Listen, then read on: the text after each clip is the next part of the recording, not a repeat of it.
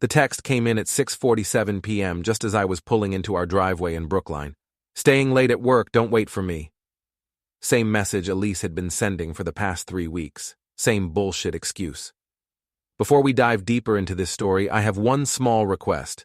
Please subscribe, drop a like, comment, and hit that hype button to boost this channel so more people can discover these incredible Reddit stories.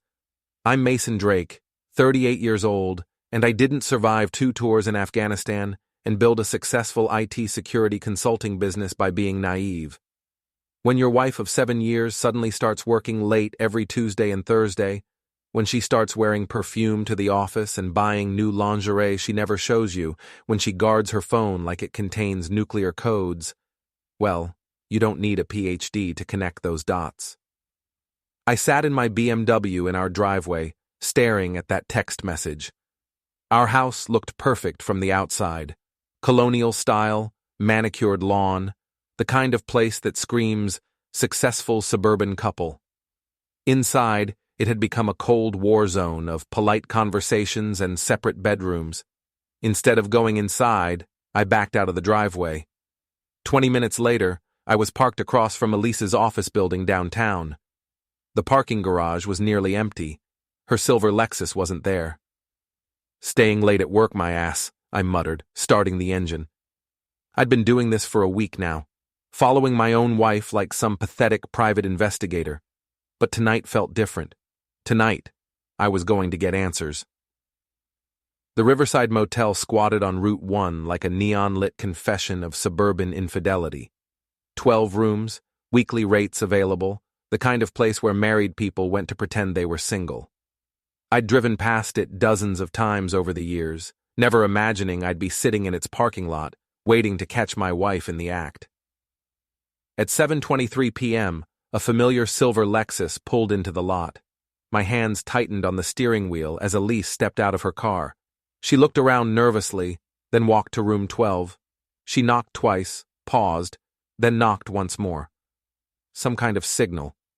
The door opened, and Grant Soloway emerged to let her in. Grant fucking Soloway, her boss. The company VP with the perfect teeth and the expensive suits. The guy who'd been to our house for dinner parties, who'd shaken my hand and complimented my barbecue skills while apparently planning to screw my wife. I pulled out my phone and started taking pictures. The timestamp, the license plates, their faces clearly visible in the motel's neon glow. My IT background had taught me the value of documentation. Evidence was everything. They stayed inside for exactly 93 minutes.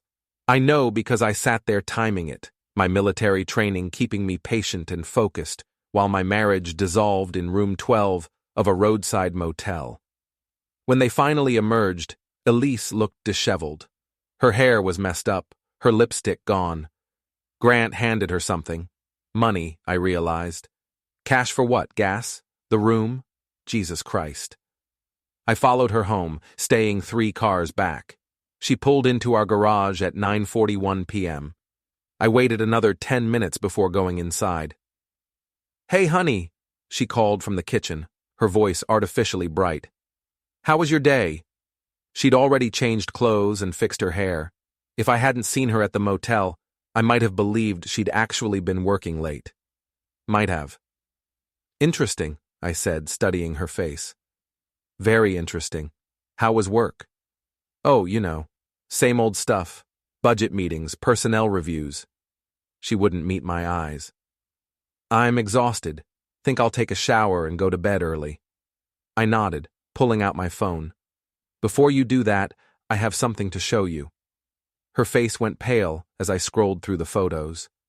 Grant opening the motel room door, Elise walking inside, both of them leaving 93 minutes later.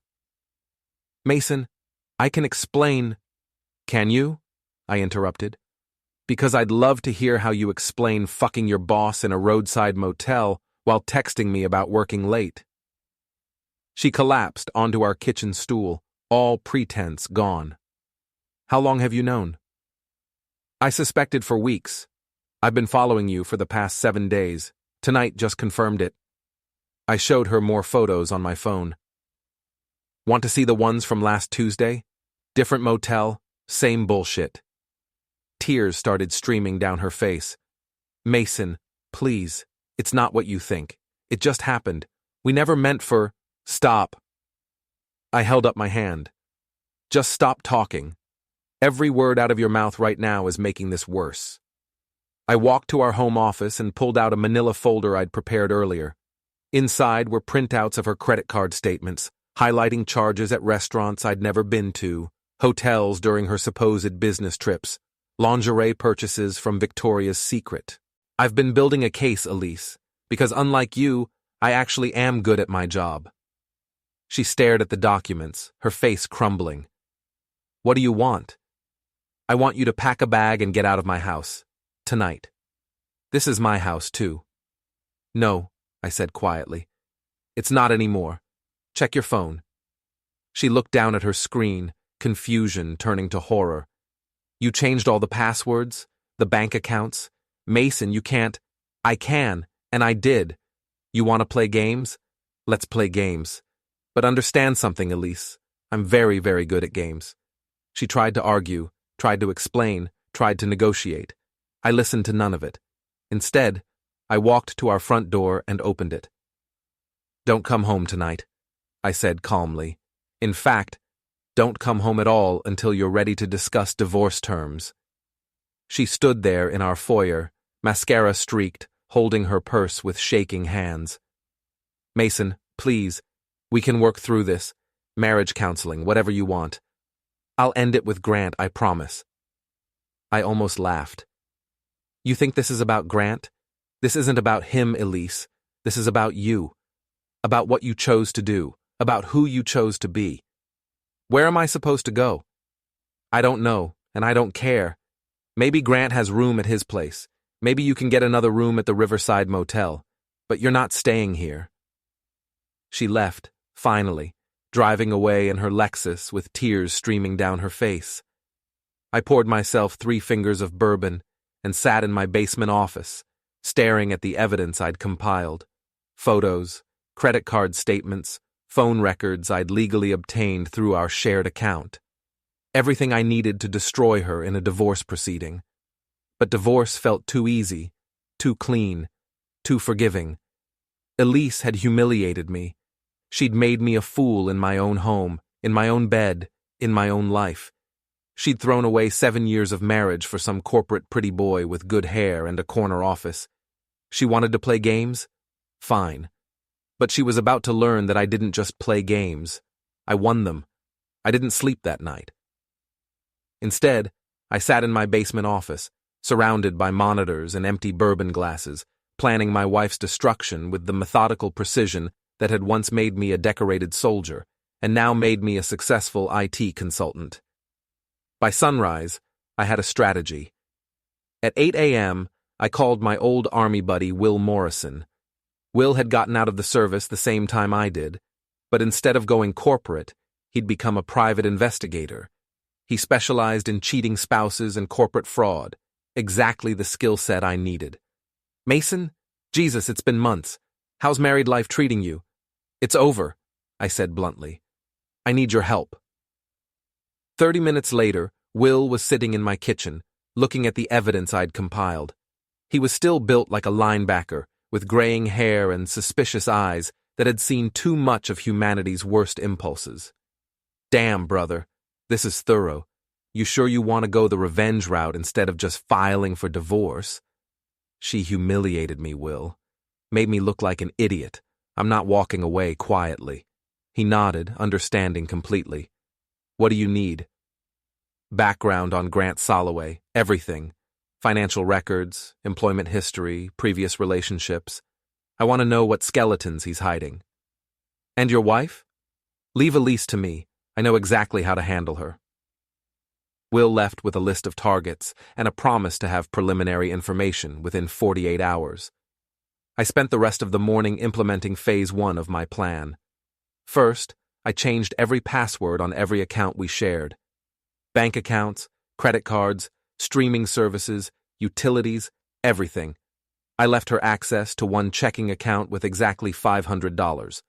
Enough to survive, not enough to be comfortable.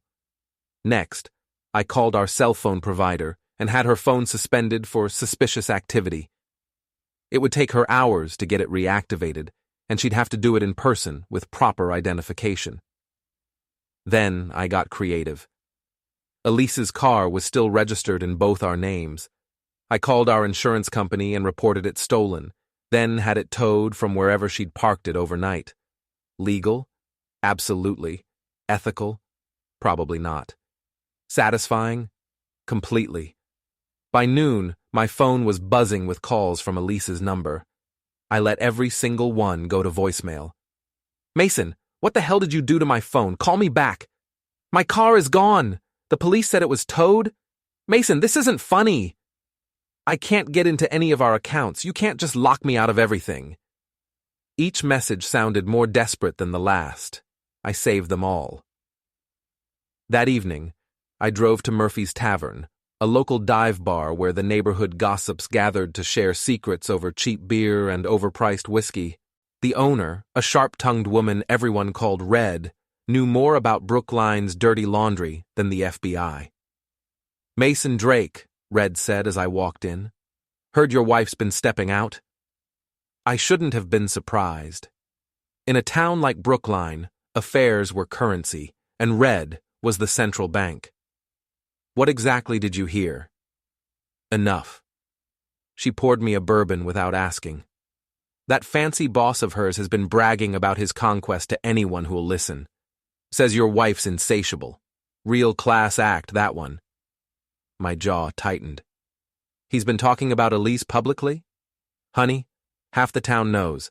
She's been seen with him at restaurants, hotels, even that charity auction last month while you were out of town. Girl wasn't exactly discreet." I downed the bourbon in one gulp. "What else?" "Grant Soloway's got a reputation.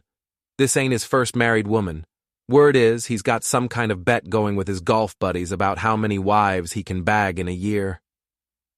The rage that had been simmering since yesterday erupted into something cold and calculating. Grant hadn't just seduced my wife. He'd turned her into a trophy, a conquest to brag about to his friends. "Red, I need a favor." "Name it." "I need you to spread some information for me.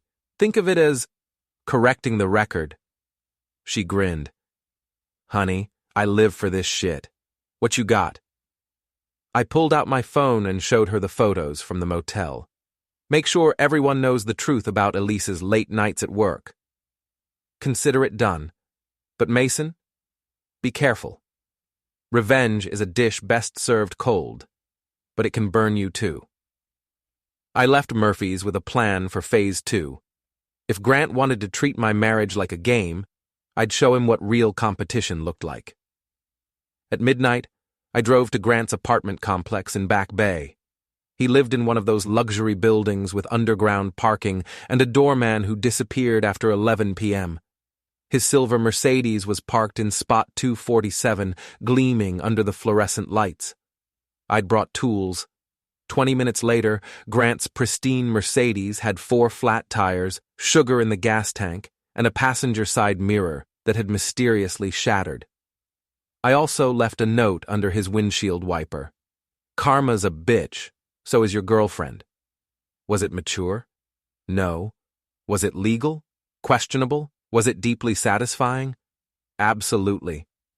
I was walking back to my car when I heard footsteps echoing through the parking garage. A security guard, making his rounds.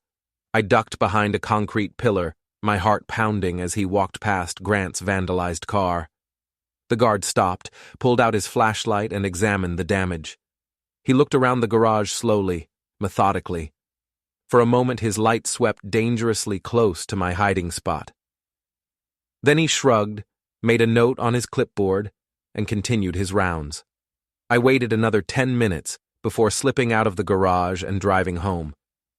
The next morning, Will called with preliminary information on Grant Soloway. "Your boy's got some interesting history," he said. 3 previous jobs, left each one under suspicious circumstances. Nothing criminal, but there's a pattern of inappropriate relationships with subordinates. "What kind of pattern?" "Sexual harassment settlements. 2 of them. His current company doesn't know about them because the records were sealed. But I've got sources. This was better than I'd hoped. What else? Financial problems. Big ones. He's leveraged to the hilt. Mortgage, car loans, credit cards maxed out. Guys living paycheck to paycheck despite making six figures. Gambling. Worse, cocaine habit. My source in narcotics says he's a regular customer for a dealer in Cambridge. Nothing major, just enough to keep him functional and broke. I smiled for the first time in days. Will, you beautiful bastard. How fast can you get me documentation? Photos, financial records, employment history. Give me another day. Do it. And Will? Bonus if you can connect him to his dealer on camera. You want to destroy this guy, don't you? I want to obliterate him. That afternoon, Elise finally showed up at the house. She looked terrible. Wrinkled clothes, no makeup, exhaustion written across her face. She'd probably spent the night in her car or at some cheap motel. Mason, we need to talk. No, we don't. I didn't even look up from my laptop. You need to get your things and leave. I need to pretend you never existed. You can't just cut me off from everything. I have rights. You had rights when you were my wife. You forfeited them when you became Grant's whore. She flinched like I'd slapped her. Don't call me that. What would you prefer? Mistress? Side piece? Home wrecker? I finally looked at her. Or maybe we should go with Grant's preferred term. Red tells me he's been calling you his insatiable conquest to his golf buddies. Her face went white. That's not... He wouldn't... Wouldn't what? Brag about fucking another man's wife? Sweetheart, you're not his first married woman. You're just the latest in a long line of trophies. I showed her Will's preliminary report on my laptop screen. Photos of Grant with other women, employment records showing his pattern of workplace relationships, financial documents proving he was broke. Your boyfriend's a serial adulterer with a cocaine problem and massive debts. Congratulations, Elise. You really know how to pick them. She stared at the screen, her face cycling through disbelief, anger, and finally, humiliation. How did you get all this? I'm very good at my job, unlike you, apparently. She tried to argue, tried to defend Grant, tried to convince me that their relationship was real. I listened to none of it. Instead, I handed her a single key. Storage Unit 247 on Route 9. Your clothes are there. Everything else stays here. You can't just throw away 7 years of marriage. I'm not throwing it away, I said calmly. You already did that. I'm just cleaning up the mess. She left in tears, driving away in a rental car she probably couldn't afford. I poured myself a bourbon and checked my phone. 3 voicemails from Grant, each one more panicked than the last. Drake, I know it was you who fucked up my car. We need to talk. This is harassment, Mason. I'm calling the police. You want to play games? Fine, but leave Elise out of this. I deleted all 3 messages without responding. Grant Soloway wanted to play games? Perfect. The real game was just beginning. The next morning, I woke up to find Elise's car parked across the street from my house. She was sitting behind the wheel, watching my front door like some kind of suburban stalker. When I stepped outside to get my newspaper, she got out of her car and marched across my lawn. We need to talk, Mason. No, we don't. I turned to go back inside. I'm not giving up on our marriage. I stopped and turned around. Mrs. Halpern, my elderly neighbor, was on her front porch pretending to water plants while obviously listening to every word. Perfect. Marriage? I said, loudly enough for Mrs. Halpern to hear clearly. Is that what you call fucking your boss in roadside motels? Elise's face turned bright red. Don't do this here. Why not? You didn't seem concerned about discretion when you were bragging to your friends about your affair, or when Grant was telling his golf buddies about his insatiable conquest. Mrs. Halpern had stopped pretending to water her plants and was now openly staring. By tomorrow, the entire neighborhood would know the truth about Elise's late nights at work. Mason, please, can we just go inside and talk privately? There is no we, Elise. There's me, and there's you, and there's the lawyer who's going to divide our assets. That's it. She started crying right there on my front lawn, big theatrical sobs designed to make me look like the bad guy. A year ago, those tears would have broken my heart. Now, they just irritated me. Save the performance, I said. I'm not your audience anymore. I went inside and left her standing there. Through my front window, I watched her eventually drive away, while Mrs. Halpern took notes on her clipboard. By evening, the entire Brookline gossip network would be buzzing with the news. That afternoon, Will called with the jackpot. I've got everything you need to destroy Grant Soloway, he said. Photos of him buying cocaine, financial records showing he's 3 months behind on his mortgage, and the best part, employment records from his previous jobs showing a pattern of sexual harassment. How detailed are the harassment records? Detailed enough to get him fired and blacklisted from every major corporation in Boston. I've also got photos of him with at least 3 other married women over the past 2 years. Send me everything. Mason, you sure about this? Once you pull this trigger, there's no going back. I'm sure. An hour later, my email inbox was full of Grant Soloway's dirty secrets. Financial records showing gambling debts, cocaine purchases, mortgage defaults. Employment records detailing sexual harassment settlements and inappropriate workplace relationships. Photos of him with multiple women, including several who were clearly wearing wedding rings. But the crown jewel was a recorded phone conversation Will had obtained through his police contacts. Grant talking to his dealer about needing more cocaine to keep up with his new girlfriend's demands. He mentioned Elise by name, describing her as desperate and easy. I spent the evening crafting anonymous emails to key people in Grant's life. His boss, his company's HR director, his ex-wife, who was apparently still fighting him over alimony, his neighbors in his luxury apartment building. Each email contained carefully selected evidence. His boss got the employment records showing his pattern of workplace harassment. HR got photos of him with multiple subordinates, including Elise. His ex-wife got financial records showing he'd been lying about his income to avoid paying alimony. I sent them all at midnight, timed to arrive in inboxes first thing Monday morning. Then I sat back and waited for the fireworks.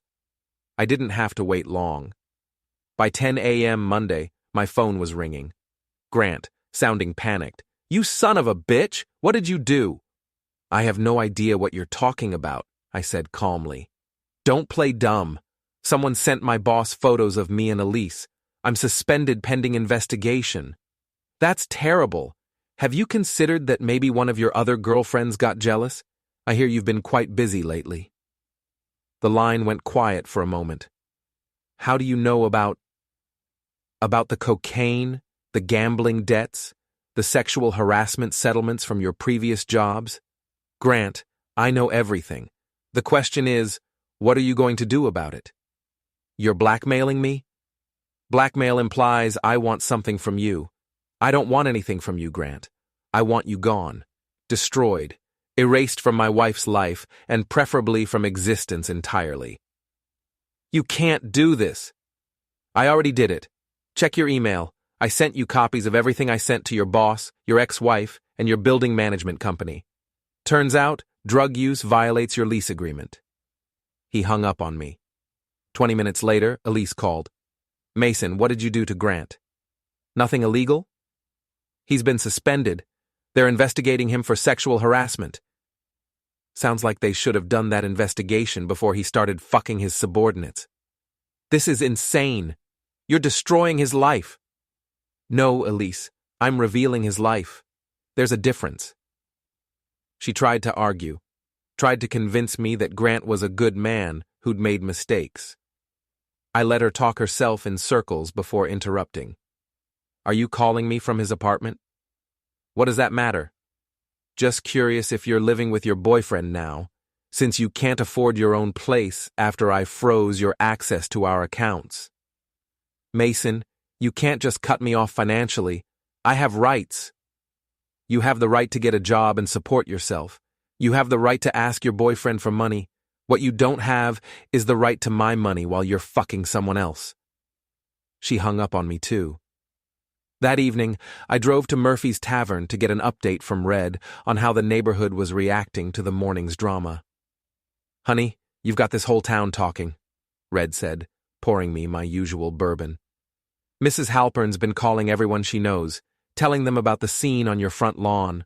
Half the neighborhood's taking your side, the other half thinks you're being too harsh. What do you think?" "I think your wife fucked around and found out. Play stupid games, win stupid prizes."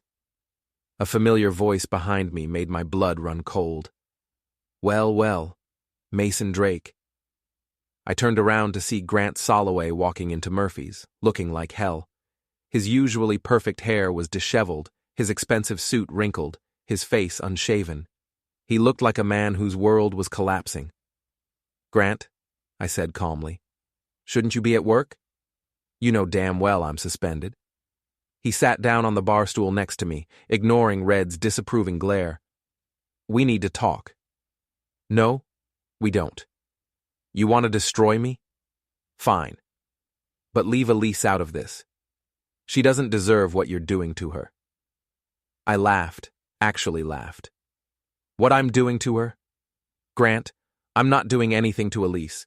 I'm just not supporting her anymore. There's a difference. You froze her bank accounts, had her car towed, cut off her phone. That's financial abuse. That's consequences. She chose to have an affair. She chose to humiliate me. She chose to throw away our marriage. I'm just choosing not to pay for her mistakes."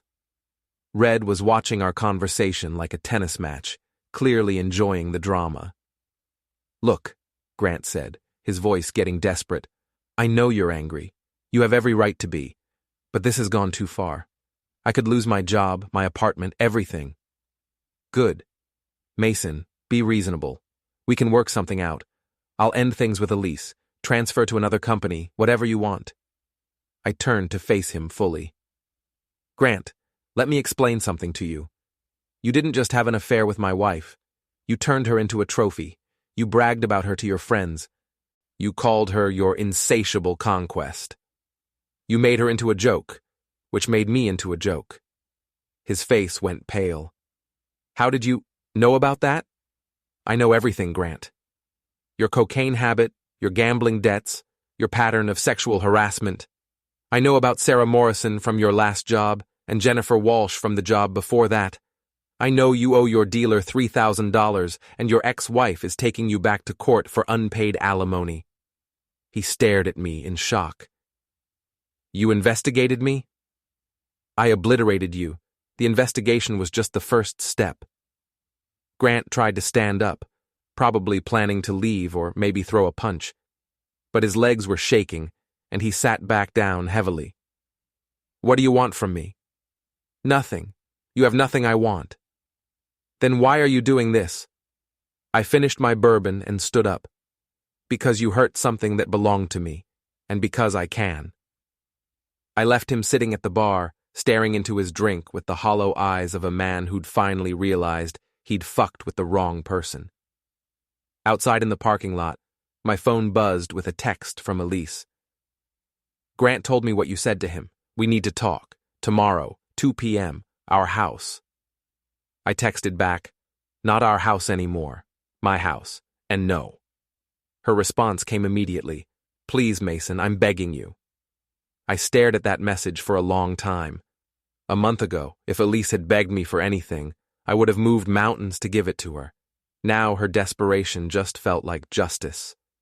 I deleted the message without responding and drove home. But as I pulled into my driveway, I realized this was far from over. Elise was desperate, Grant was cornered, and desperate people did unpredictable things. I needed to be ready for whatever came next. Tuesday morning brought news that Grant had been officially terminated from his position. Not just suspended, fired. Will called me with the update while I was having my morning coffee. "Your boy's done," he said. "Company investigated the harassment allegations and found enough evidence to terminate him immediately. No severance, no references, and they're considering legal action to recover damages from his previous settlements. What about Elise? She's next. HR is investigating her involvement in the affair. Apparently, Grant tried to throw her under the bus, claimed she seduced him, and threatened his job if he didn't comply. I almost felt bad for her. Almost. How long before she's fired? End of the week, probably. Company doesn't want the liability of keeping either of them around. After Will hung up, I sat in my kitchen thinking about my next move. Grant was destroyed professionally, but he was still in Elise's life, still poisoning her against me, probably convincing her that I was the villain in this story. That needed to change. I drove to Grant's apartment building and waited in the parking garage. He emerged from the elevator at 11:30 a.m., looking like a man who'd given up on life.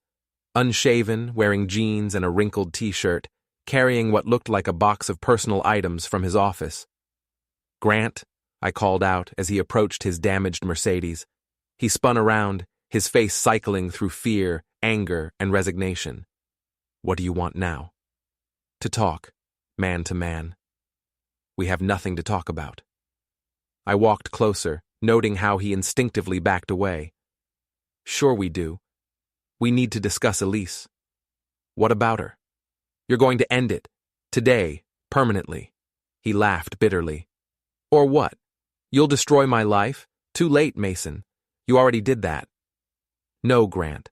What I did was reveal who you really are. But if you think I'm done, you're mistaken." I pulled out my phone and showed him a photo Will had taken yesterday. Grant meeting with his cocaine dealer behind a Cambridge restaurant. "This goes to the police if you don't stay away from my wife." "You're bluffing." "Am I?" I scrolled to another photo, Grant handing money to the dealer. Massachusetts takes drug crimes seriously, especially when the defendant has a pattern of criminal behavior. His face went white. "That's not criminal behavior. Those harassment settlements were civil matters." "Were they?" "Because I found some interesting police reports from your college years, sexual assault allegations that were dropped when Daddy's money made them go away." Grant grabbed my shirt, his face twisted with rage. "You son of a bitch!" I didn't move, didn't react, just stared at him calmly. "Touch me again, and I'll have you arrested for assault. Then all those photos go to the police tonight instead of next week." He let go of my shirt, backing away like I was radioactive. "What do you want?" "I want you gone. Out of Elise's life, out of Boston, out of my universe entirely." "I can't just leave. I have a lease, obligations. You're 3 months behind on rent and facing eviction. Your lease is the least of your problems." I stepped closer, using my military training to project quiet menace without actual threat. "Here's what's going to happen. You're going to call Elise and tell her it's over. You're going to explain that you used her, that she meant nothing to you, that she was just another conquest. Then you're going to disappear." "And if I don't?" "Then tomorrow morning, the Boston police get photos of you buying cocaine. The DA's office gets evidence of your pattern of sexual assault, and every major corporation in New England gets a detailed report on why you're unemployable." Grant stared at me for a long moment, probably calculating his options and realizing he didn't have any. "You're insane." "I'm thorough. There's a difference." I left him standing next to his damaged car, looking like a man who'd finally understood the consequences of his choices. That evening, Elise showed up at my house again. This time she looked different. Angry instead of desperate, defiant instead of broken. "Grant told me about your conversation today." "Good. Then you know it's over between you two. He said you threatened him, blackmailed him. I gave him some friendly advice about his future career prospects." She pushed past me into my foyer, her eyes blazing. "This has gone too far, Mason. You've destroyed his life. You've humiliated me publicly. You've turned our friends against us." "Our friends?" I interrupted. "Elise, we don't have mutual friends anymore. We have people who know what you did and people who don't know yet. You can't just erase 7 years of marriage. You erased it when you started fucking your boss. I'm just filing the paperwork. She slapped me. Hard. The sound echoed through my foyer like a gunshot. I touched my cheek, feeling the sting, and smiled. Feel better? You bastard. You cold-hearted bastard. Maybe, but I'm not an adulterer. She tried to slap me again. I caught her wrist easily, my reflexes still sharp from my military training. Once was your freebie, I said quietly. Try it again, and you'll be leaving in handcuffs. I released her wrist and stepped back. Is there something you actually wanted to discuss, or are you just here to assault me? I want to know what it's going to take for you to stop this insanity. Nothing. There's nothing you can offer me that I want. What about our marriage? What about love? What about forgiveness? I stared at her for a long moment, remembering the woman I'd married 7 years ago, the woman who'd promised to love and honor me, who'd sworn to forsake all others. You killed all of that, I said finally. You murdered our marriage the first time you spread your legs for Grant Soloway. Love doesn't survive betrayal, Elise, and forgiveness is earned, not demanded. She started crying again, but this time the tears seemed genuine. Mason, please. I made a mistake, a terrible mistake, but people can change, can't they? People can earn forgiveness? Some people can. You're not one of them. Why not? Because you're not sorry you had the affair. You're sorry you got caught. You're not sorry you hurt me. You're sorry I'm hurting you back. That's not remorse, Elise. That's just self-pity. She wiped her eyes with the back of her hand. So what happens now? Now you leave my house and don't come back. You find somewhere else to live, some other way to support yourself. You move on with your life and let me move on with mine. And if I don't? I smiled, and something in my expression made her take a step backward. Then you'll discover that everything I've done so far has been me playing nice. She left without another word. The next morning, I woke up to find my front yard decorated with toilet paper and my car covered in what looked like maple syrup. Elise's revenge, probably. Childish but annoying. I was cleaning the syrup off my BMW when Mrs. Halpern came over from her house. Saw who did this, she said without preamble. Oh? That wife of yours and some man. Not the boss. Someone else. They were here around 2 a.m. making a mess of your property. Did you get a good look at the man? Good enough. Tall, skinny, driving a red pickup truck. License plate started with BF7 something. I thanked Mrs. Halpern and called Will. I need you to run a partial plate, I said, giving him the information. You sure you want to escalate this further? She escalated it when she vandalized my property. 2 hours later, Will called back with a name and address. Brian Foster, 28, lives in Somerville, works construction, has a record for minor assault and property damage. Probably some guy Elise met at a bar. Address? Mason, don't do anything stupid. Define stupid. Anything that gets you arrested. I'm not going to get arrested. That evening, I drove to Somerville and found Brian Foster's apartment building. His red pickup truck was parked outside, still decorated with dried maple syrup from his visit to my house. I left him a note under his windshield wiper. Stay away from my house and my business, or you'll regret it. Ask Grant Soloway what happens to people who fuck with me. Then I slashed all 4 of his tires and walked away. Was it mature? No. Was it legal? Questionable. Was it effective? I found out the next morning when Elise called, screaming, "You psychopath! You threatened Brian! You destroyed his truck! I have no idea what you're talking about. He's terrified of you! He won't even take my calls anymore." Sounds like a smart man. "This is harassment, Mason. I'm calling the police." "Go ahead. Tell them your boyfriend helped you vandalize my property, and I left him a note suggesting he stop. I'm sure they'll be very sympathetic." She hung up on me, but I could hear the defeat in her voice. By the end of the week, Elise had been fired from her job, just as Will predicted. Grant had disappeared entirely, Word was he'd moved back in with his parents in Ohio, and Brian Foster had apparently decided that whatever Elise was offering wasn't worth dealing with her psychotic ex-husband. I should have felt satisfied, victorious. Instead, I felt empty. Destroying them had been easier than I'd expected. Too easy. They were weak people who'd made stupid choices, and I'd simply revealed their weakness to the world. But it wasn't enough. Not yet. Because Elise was still out there, still telling people her version of the story, still painting herself as the victim and me as the villain. That needed to change.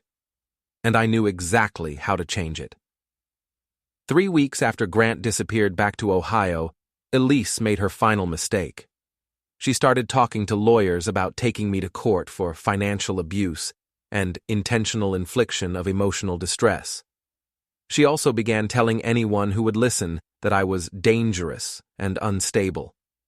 The information came to me through Red at Murphy's Tavern, who'd heard it from her hairdresser, who'd heard it from Elise herself during what was apparently a very dramatic hair appointment. "She's claiming you threatened to kill her," Red told me over bourbon. "Says you've been stalking her, harassing her friends, destroying her property." None of that's true. I know that, and you know that, but she's got some people convinced. Mrs. Patterson from the church auxiliary is organizing a support group for her. They're calling you an abuser. This was unacceptable. I'd been careful to stay within legal boundaries, to let Elise destroy herself through her own poor choices. But if she was going to spread lies about me being violent or dangerous, I needed to end this permanently. "Red, I need one more favor." "Name it." "I need to get Elise and whatever's left of her support system in one room together. Somewhere public, somewhere there'll be witnesses." Red grinned. "Honey, I live for this kind of drama. What did you have in mind?" The plan we came up with was elegant in its simplicity. Red would organize a community mediation session at Murphy's Tavern, ostensibly to help Elise and me work through our differences like civilized adults. She'd invite key members of the neighborhood gossip network, Mrs. Halpern, Mrs. Patterson, Sophia from Elise's old office, and a few other local busybodies who'd been following our drama like a soap opera. The real purpose, of course, was to give me a public forum to present evidence of Elise's affair and lies, with witnesses who would spread the truth throughout Brookline faster than wildfire. Elise agreed to the mediation, probably thinking it would give her a chance to publicly play the victim and gain sympathy. She had no idea what I had planned. The meeting was scheduled for Saturday evening at Murphy's. Red closed the bar to regular customers and set up chairs in a circle like some kind of suburban intervention. I arrived early with Will, who'd brought a laptop and a portable projector. We spent 20 minutes setting up what Will called the evidence presentation. "You sure about this?" Will asked as we tested the equipment. "Once you show this stuff publicly, there's no taking it back." "I'm sure." Elise arrived with Sophia and 2 other women I didn't recognize, probably members of Mrs. Patterson's support group. She looked nervous but determined, like a woman preparing for battle. Mrs. Halpern and Mrs. Patterson arrived together, followed by several other neighborhood residents who'd apparently heard about the drama and wanted front-row seats. Red called the meeting to order like she was running a town hall. "All right, everyone. We're here because Mason and Elise are getting divorced, and there's been a lot of talk around town about who did what to whom. Figured it was time to clear the air." Elise immediately launched into her prepared speech about being the victim of an abusive husband who'd cut off her finances, stalked her, and threatened her friends. She was good, tears at the right moments, voice breaking with emotion, painting herself as a helpless woman terrorized by a controlling man. The audience was eating it up. I could see Mrs. Patterson nodding sympathetically, Sophia dabbing at her eyes with a tissue. When Elise finished, Red turned to me. "Mason, your turn." I stood up and smiled. "Thank you all for coming. I know this situation has been the subject of a lot of speculation, and I appreciate the opportunity to set the record straight." I nodded to Will, who started the projector. Elise has painted a picture of herself as an innocent victim. Let me show you a different picture. The first image appeared on the wall behind me. Elise entering the Riverside Motel with Grant Soloway. The room went dead silent. This photo was taken on October 15th at 7:23 p.m. Elise had texted me that she was working late and not to wait up for dinner. I clicked to the next image. Elise and Grant leaving the motel 93 minutes later. This was taken at 8:56 p.m. the same evening. Sophia's face had gone pale. Mrs. Patterson was staring at the images with her mouth open. Now, adultery is not a crime, I continued conversationally. People fall out of love, they make mistakes, they have affairs. It happens. But what happened next is what really matters. I clicked to the next slide, Elise's credit card statements. These are charges from the past 6 months. Notice the pattern of hotel visits, restaurant meals for 2 and lingerie purchases, all while she was telling me she was working late or attending business conferences. Click. Photos of Elise with Grant at upscale restaurants. These were taken during her supposed business trips. Click. A recording device appeared on screen. This is a recording of a conversation between Elise and Grant, made last week in Grant's apartment. I pressed play. Elise's voice filled the room, clear as day. Mason's such an idiot. He actually believed I was working late all those nights. God, he's pathetic. Grant's voice responded, "What are you going to do about the divorce?" "Take him for everything he's worth. I'll claim he was abusive, controlling. No jury will side with him once I tell them how he stalked me, threatened my friends." "What about the affair?" "What affair? It'll be his word against ours. Who's going to believe him?" The room erupted. Sophia was staring at Elise in shock. Mrs. Patterson looked like she'd been slapped. Even Red seemed surprised by the recording. Elise jumped to her feet. "That's illegal. You can't record people without their consent." "Actually, Massachusetts is a 2-party consent state for private conversations," I said calmly. "But this recording was made by Grant's neighbor, who was concerned about domestic violence in the building. Apparently, you two were quite loud." That was a lie, of course. Will had obtained the recording through less legal means. But Elise didn't know that, and the audience didn't care about the technicalities. "The point is," I continued, "everything Elise has told you about being a victim is false. She had an affair, she planned to lie in court about abuse, and she's been manipulating all of you to gain sympathy." I turned to face Elise directly. "You want to talk about abuse? Let's talk about emotional abuse, about betrayal, about a woman who took vows to love and honor her husband, then spent months fucking her boss while spending her husband's money on hotels and lingerie." Elise was crying now, but they weren't the calculated tears from her earlier performance. These were tears of humiliation and rage. "You bastard," she whispered.